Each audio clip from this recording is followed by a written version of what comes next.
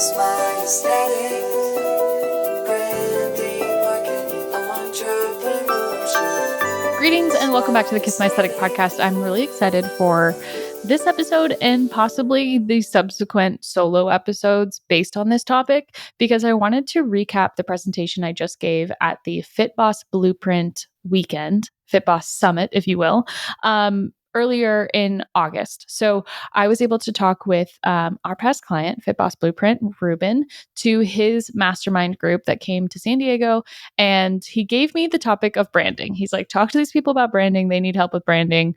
Let's cover everything. And I was like, great. He goes, you got an hour. And I was like, okay. I talk fast though. So like an hour. But nonetheless, I was able to pull together a really kind of fun take on a presentation, which it was a good, in my mind, mend or mesh of our two industries. So Fit Boss obviously being very like fitness related, then my stuff being very bold and colorful and trying to find the middle ground, and landed on, thanks to the illustrations within Canva, the idea of presenting it as a Roman Empire gladiator kind of analogy, right? So the title of this presentation is actually Building a Brag-Worthy Brand Empire. And I'm going to start with what I walked this group through because I think it'll be valuable to you kind of regardless of where you're at in your business, especially if you're at a phase where you're thinking you might want to rebrand or you're trying to figure out how to get to that next level beyond just the one thing that you're good at or the one thing that you started with.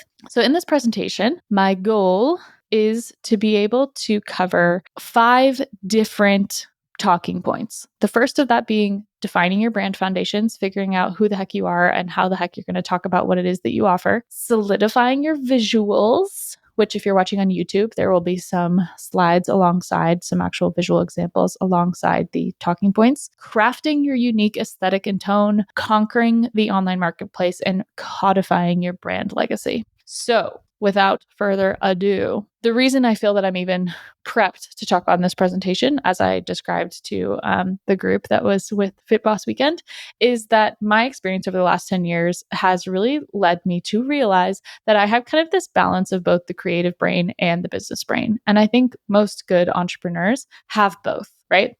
On the creative brain side, you've got the creativity, the history, the context, the ingenuity. And on the business brain side, you've got your organization, your attention to profitability, attention to scalability, and the congruence between your message and your creativity. So considering both the creative brain and the business brain, as well as what it takes to actually build a brag-worthy empire is where I want us to start. So for me, it really comes to these 3 things that really dictate whether something is going to be brag worthy, right? And really to create what I mean by brand empire is not so much that you're like taking over and conquering like maybe the Roman gladiators might, but creating something that feels like it has multiple offerings for multiple different types of people on different journeys, right? So building a brand empire where you can support a team, you can support multiple services, you can have the type of lifestyle that you want.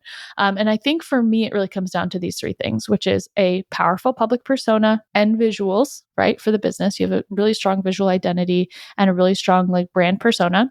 You have a dedicated community, meaning that you've got a place for people who want what you've got to be and to connect with each other.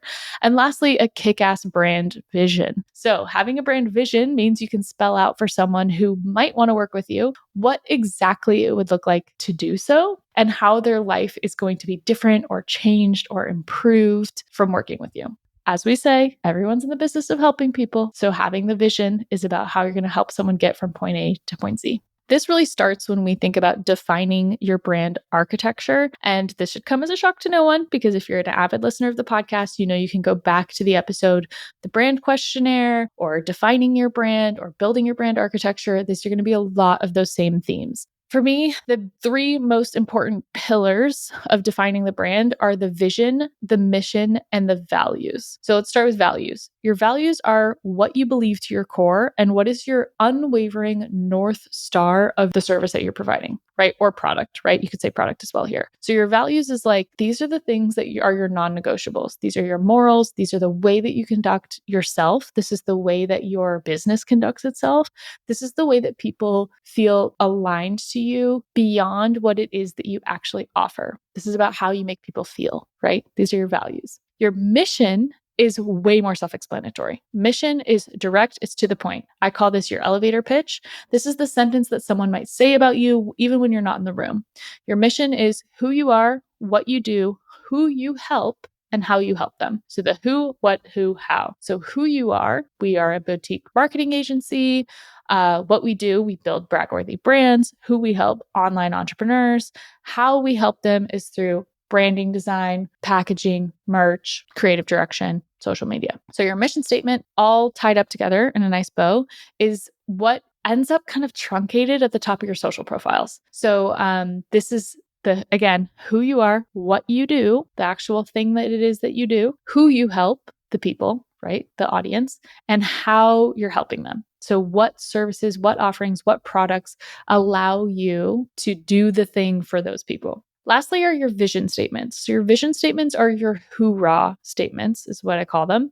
And these are the statements that move people to take action with you over one of your competitors. So that being said, your hoorah statements are the things that make people also feel like they belong. And the point of having these vision statements loud and clear at the top of your website, on your socials, in your messaging, when you're on podcasts, when you talk about your services, when you introduce yourself, is that people go, that's what I want. I want that. Yep, count me in. That's for me. And you also want people, as we've learned, to simultaneously say, I'm not buying it. Like, it's not, that doesn't work for me. I don't know. I'm unsure. Because having both of those is going to get you closer to the people that align and farther away from the people that don't. So the vision statements can be a little bit more polarizing. A lot of times when I'm talking to clients and like walking them through a vision statement, I'll describe it as like sentences that start with, we believe that, or we know that, or the world would be a better place if. These are vision, right? Or everyone's lives would be better when. Those are vision statements. So again, to give examples, vision statement could be for like a fitness professional, because I believe the key to being a top performer in all aspects comes back to physical and mental health. That could be a vision statement. I do this business because I know that the ultimate wealth is your health. That could be vision statement. Your actual mission is more direct. So mission is who you are, what you do, who you help, how you help them. So for example, someone saying like, I'm a virtual fitness coach, empowering busy parents and entrepreneurs to reach their physical mental best through accountability, one-on-one, and trainings and workshops. A little wordy, maybe you would massage it down, make it shorter, make it easier to remember. But the mission is the descriptive. It's like putting in the metadata on a photo, right? It's telling you the ingredients on the back of the package. That's your mission statement. And a lot of people get the two confused, mission and vision. And then lastly, your values. So this is how you operate as a business owner, how you show up for your clients. This is honesty, integrity, accountability, resilience, passion, expertise, clarity. All of these great qualities is like one word kind of phrases. If you think back to like those 90s, early 2000s, like posters that would be hanging up in like a dentist's office or your school or anything like that, like anything that Michael Scott might say on The Office, those will be your value statements. So values, mission, vision. The next would be brand legacy. And this is kind of taking it from just a brand to what I'm calling like brag-worthy brand empire, is when you're considering your legacy. So your legacy is who you've helped and how you've made them feel and how you're remembered, right? How do people remember working with you? How do people remember the process? How do they remember your communication? How do they remember the value that you brought to them? It's not necessarily about what you did, but how you did it. And getting clear on the vision of your brand legacy is going to help you in all aspects of branding. Another really important note about defining the foundations of your brand is figuring out your brand personality. As I mentioned before, your brand personality is meant to simultaneously attract the right clients and repel the wrong clients. I use this as an example all the time. I am not a neutrals girly. I am not going to just deliver a brand that is all neutrals in black and white. That's not my style. That's not what I'm good at. I don't like it. So if you want something that's bold and colorful and fun and engaging and eye-catching, I'm your girl. Alternatively, if you want something very mellow and very calm and very zen, I may not be the best tool for the job, but that doesn't mean that what I'm doing isn't good work, right? So I want to make sure that in all of my marketing and in all of my branding, that brand personality of being bold and loud and colorful and a bit extra is coming through, because that's going to turn off someone who doesn't want those things with their business. And the person who does want those things with their business is going to be better served by someone that's their area of expertise. So That's kind of the difference as well, is like attracting the right people, repelling the wrong people. I think a lot of new entrepreneurs, when they get into business, try to cast the widest net and get as many clients as possible. They say their ideal client is everyone. And my response to that is like, if your ideal client is everyone, you're not serving anybody very well. It's much better to zero in on the niche and get specific about who you're talking to and how you can solve their problems than to try to solve everyone's problems half-assed. Your brand personality also lies on a few different matrix lines, spectrums, if you will. And if you're watching on YouTube, you'll see this slide nicely. And if you're not, I'll try to share it on social media sometime soon. But what I've created here is a personality matrix that goes from firm to gentle on one side and from serious to goofy on the other side. So to be very serious and very firm means to be super analytical, super driven, super academic, right? And as we kind of move down the spectrum, you go from analytical to bold to charming to energetic, right? Or what some people could say is like passionate or unserious. If you followed the whole like Kamala Harris campaign announcement, was very unserious, right? It like Brat Summer, unserious, very energetic, quirky, sassy, bubbly, delicate. Not so much delicate, but you can see how these things are falling within line of each other, right? So from motivated, whimsical, stylish, spontaneous, charming, they're laid out in this way because I really want you to zero in on like maximum three, picking three adjectives to describe your brand personality and then sticking to them and knowing that you don't really need to dip into any area that's not your brand personality. Again, we're trying to attract the right people, repel the wrong people. It's very rare that you'll see me get super serious or super existential about branding. That's just not my personality. I don't think it's the end of the world if you have a bad logo, to be honest. So that realism maybe might be more of my brand adjectives, or being a little silly or quirky with it, than someone who's going to use, like, for example, scare tactics to sell you their products or services. It is an approach. It's not an approach that I would use, but it's an approach nonetheless, right? So especially if you're watching on YouTube, making sure that you're circling in on 2 to 3 maximum adjectives for your brand personality will help you as you move into later phases of branding. We also need to consider ideal client. There are 2 kind of spheres that I would pay attention to as you're considering your ideal client. Those are your demographics and your psychographics. So demographics are the age, gender, geographic area, socioeconomics, their jobs, their habits, the who they are, almost like their own mission statement, their own ingredients list on the back of the package, right? Those are the demographics. That's telling you what makes up this person. The psychographics, however, are fears, hesitations, frustrations, limiting beliefs, and pain points. So once you can look at both of them side by side, so you have your like front of label or like ingredients panel, right, of what's in this thing, what makes this client act the way that they do, or what makes this problem, this project act the way that it does, then you actually get into, okay, what's the effect of those things working together? That's psychographics. So that's like deeper work.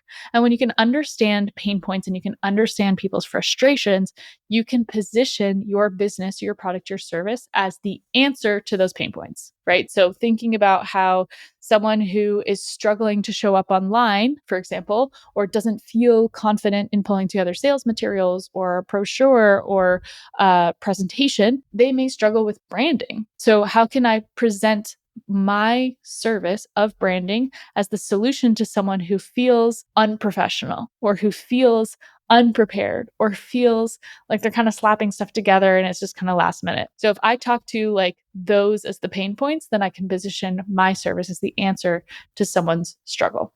The other thing is figuring out where that person who wants to work with you fits in your lineup of offerings. And there's a few different ways to brand your lineup. If you want a deeper dive on this topic, I definitely recommend the episode Building Your Brand Architecture. But to look at it from like a 30,000 foot view and to use like fitness as an example, as it was in this presentation, I think there are some ways you can consider structuring your offers. So whenever I'm working with a client, I always like to outline with them their structure of offers from free to bite-sized to signature to VIP. And what that means is the free offer is how someone even hears about you, gets into your universe. For me, my free offer is this podcast. It is free to listen. You can listen to all the episodes. You can find us on YouTube. You can get the learnings, the teachings from this. I don't charge, right? So that's the free offer.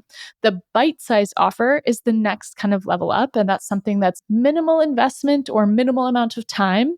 That's not the whole enchilada, but can give them a taste. So for us, that would be our discovery call at the end of our contact form, meaning that you're interested in a project and you want to get more information, or working with us in a consulting capacity. So getting on my calendar for $4.50 an hour, talking through your problems, brainstorming, mood boarding, the whole thing. That would be more of our bite-size offer. From there, we have our signature and our VIP. So signature offer is the thing that you do best. This is the thing you could do in your sleep. This is the thing that if you could be forced to give a presentation on it for an hour, you could do it with no prior thought.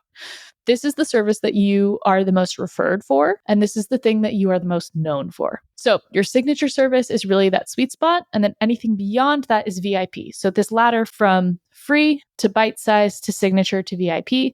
VIP is the person that went through the signature service and then wanted more. And they wanted more from you. And they wanted more services, and they wanted to stay on in a retainer, and they wanted to be a partner, and they wanted to pull you in on a more regular basis. So a lot of brands have this kind of structure, and a lot of brands have even multiple signature and multiple VIP offerings. In order to provide a really brag-worthy brand experience and brag-worthy branding in general, it's really important that you have that mapped out for not only for yourself, but for the designer that you work with. So there's a few ways to do this from like a brand naming standpoint. And the slide on YouTube is going to be really helpful here. So you have options. The first option is a branded house, meaning that all of your offerings are coming from one central brand. You could have endorsed brands, which means that they are affiliated with the main brand, but they're not exactly alike. Or you could have a house of brands, meaning that all of the offerings are branded totally separately from one another. So for example, if you have a signature program and then you have a VIP call and then you have a group program, do all of those have the same name? Do they have different names? Are they the same brand? Are they even the same company? Are they at similar price points? Are they not? These are the kind of considerations to take in when you're building out the actual structure of the branding of your company. So an example of a branded house, meaning that all the offerings are coming from one central brand, and these are all going to be fitness examples. First one is Peloton. Peloton has Peloton Tread, Peloton Bike, Peloton Classes, Peloton App, Peloton Merch, Peloton Celebrities, Peloton Podcasts. Everything is coming from Peloton, and everything is called Peloton. Pros and cons. Pros of that is name recognition and consistency. Cons are sometimes people get lost in the sauce of where they're supposed to belong. If they don't really know which one they like or how they want to use it. Also, if they have a bad experience with one thing, it might taint their experience of the rest of the brand, right? So if you buy the Peloton Tread and you hate it, you're not going to go out and buy a Peloton bike, right? So that's one example of how you could structure things that would be called a branded house. The next structure would be an endorsed brand.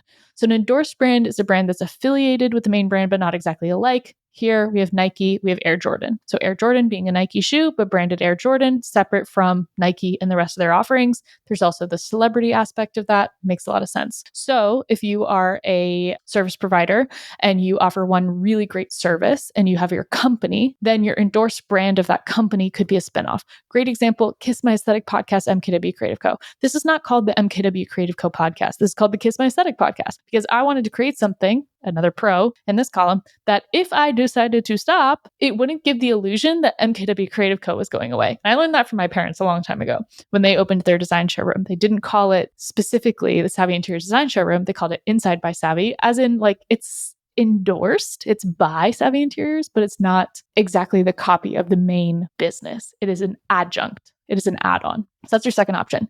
Your third option, house of brands.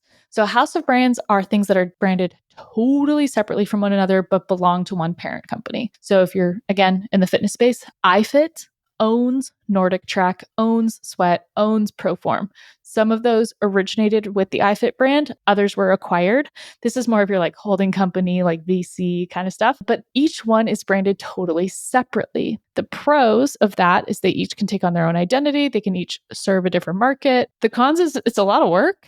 And the other con is that you don't have the brand recognition from product to product.